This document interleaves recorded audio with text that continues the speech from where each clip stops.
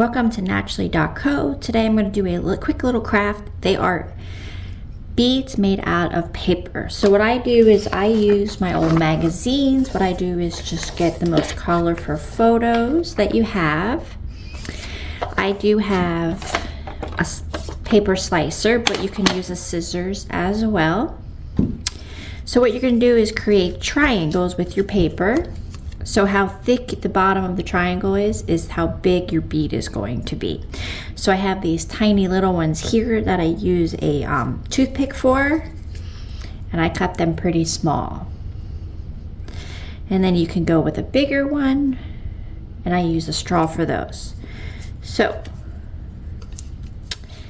what I'm going to do is just take my paper, whatever I'm going to use to rolling.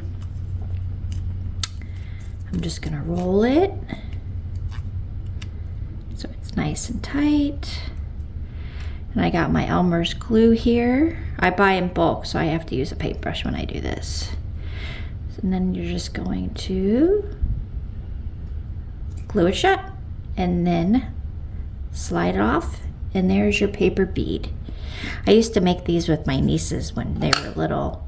We used to have so much fun together. So, show you again. So you're just gonna start rolling.